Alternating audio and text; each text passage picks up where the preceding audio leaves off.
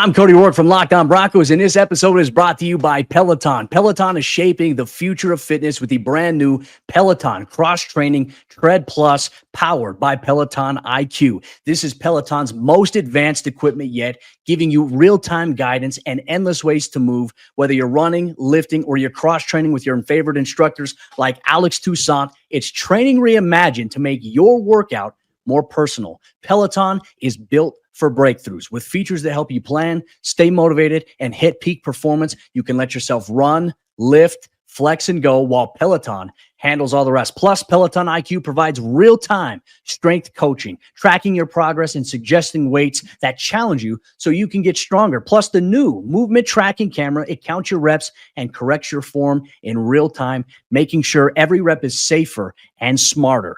So, let yourself run, lift, flex, push, and go. Explore the new Peloton Cross-Training Tread Plus at onepeloton.com. The whole thing. That was Cody, and now we welcome in Mary Kay Cabot to the show. What's up, Mary Kay? Hey guys, how you doing? Mary Kay, we're doing terribly. The Browns stink. How's that? That's affecting your day? It is affecting my day. It gives me agitation. Mary Kay, we're just talking about Jerry Jeudy. Last year, this guy had a great year. He's one of the 25 best receivers in the league. This year, he's the worst wide receiver in the league. I know the quarterback play is terrible, but it was mostly terrible last year too. Tyvus has pointed out, last year Jerry Jeudy was in the slot 35% of the time, and he had his best year. This year, it's 16%. What do you make of all this, and how bad a season that Jerry Jeudy's having? How do you explain it? It is puzzling. It really is puzzling, and they need to get it figured out, and that's job number one. Maybe not job number one over the bye week, but it is definitely a high priority to figure out what is going on with Jerry Jeudy. And even Kevin Stefanski, who isn't very expansive on most things, talked about that yesterday, just how important it is to figure out what's going on with Jerry. And one thing that I would do is I would turn the play calling over to Tommy Rees. I think they need just something different. They have to change things up a little bit just to see if anything is going to help right now. And maybe they would find other ways to use Jerry. Maybe they would find other ways to devise plays and schemes or whatever to get him on track and rolling, because as Joe Flacco observed when he was here, our offense goes as Jerry Jeudy goes. And, people want to talk about all these quarterbacks and how they're doing. Well, Joe Flacco certainly didn't have any problem connecting for 16 times for 161 yards with Chase when he left here and went to the Bengals. So things are amiss on the receiving core here. They have to figure it out. In these past two games, Jerry didn't even hardly get any targets. He didn't get one until the fourth quarter this time. So this is definitely something that has to be worked on over the bye. About Tommy Rees, is it true that Tommy Rees was the guy that was in high demand after the season was over, and he kind of like the Browns wanted to keep him here, so they kind of gave him the OC job, right? Is that right?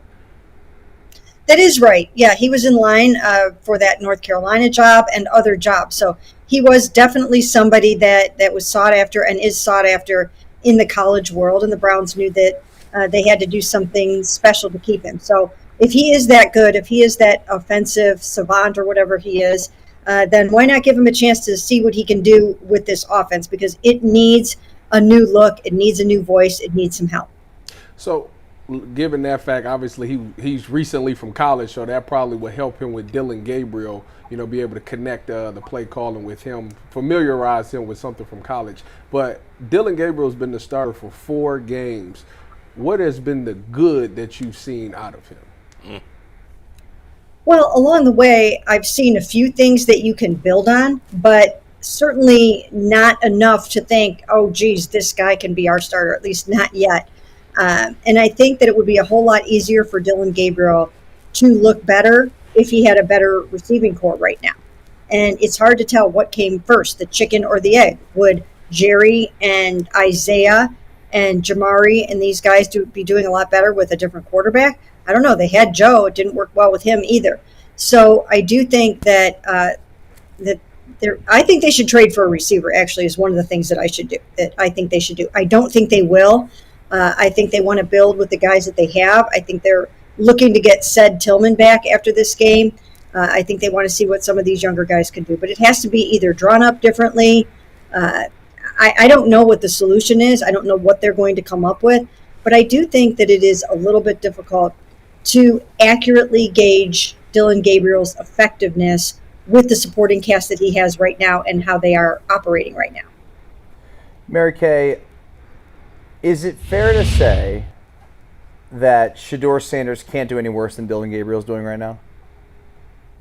No, I don't think so, because we don't know the answer to that. I think there is a world in which it might not go as well as it has gone with Dillon Gabriel. I do think it could be worse. And here's why I say that.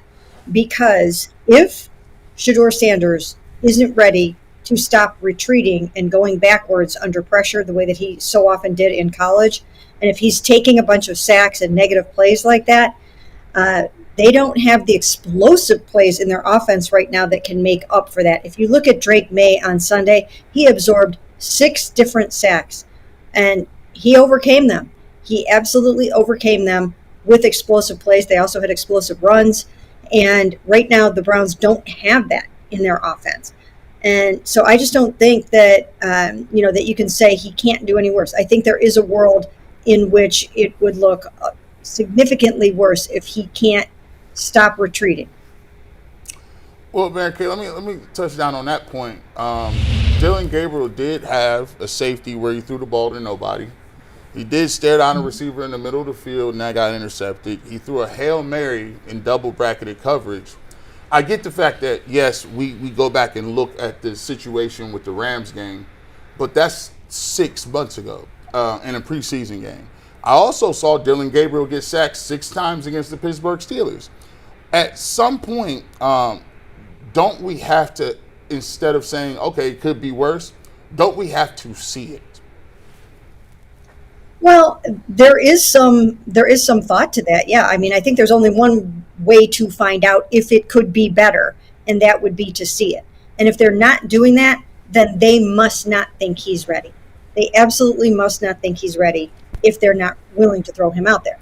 The thing that they might want to guard against is hurting a young quarterback's confidence if he goes out there and it is just not ready for that situation and for the moment. And because we're, these two things don't have to be mutually exclusive. Just because they're saying or seeming to say that Shedeur might not be ready yet doesn't mean that Dillon Gabriel is doing a great job. It doesn't necessarily mean that. I don't think they have any great option at quarterback right now. I don't. I mean, unless Deshaun Watson comes in here and looks like the 3-time Pro Bowler that he was in Houston, I don't think they have an answer on their roster right now. Oh, my God. So, yeah.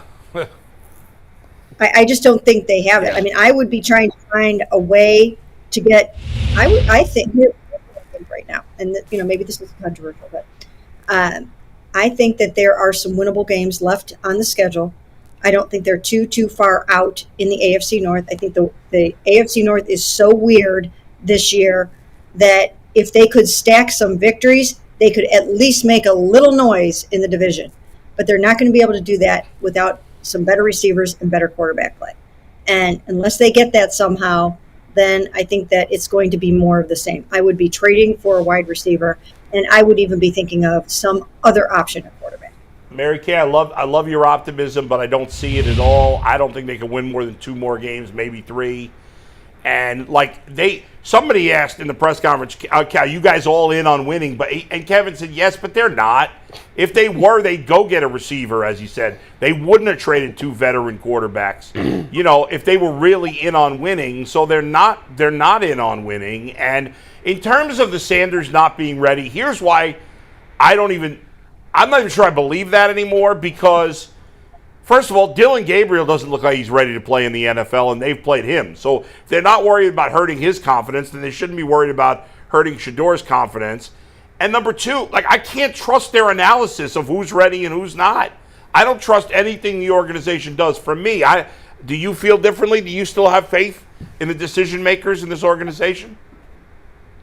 Well, they have to show some things.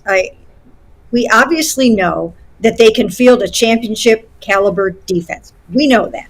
They're doing that this year. It looks great.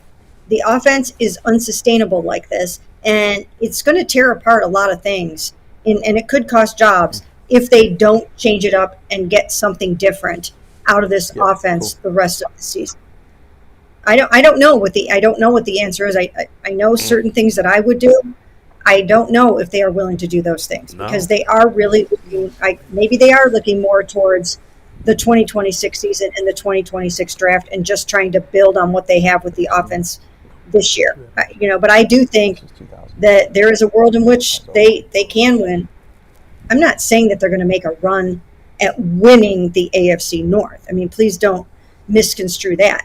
Right. But they could end up with 5 or 6 victories. They could make things interesting. They could win some games. They could keep people from losing their minds out on the field and slamming helmets down and guys walking out without talking. I mean, it's getting too tense right now, and something's got to give.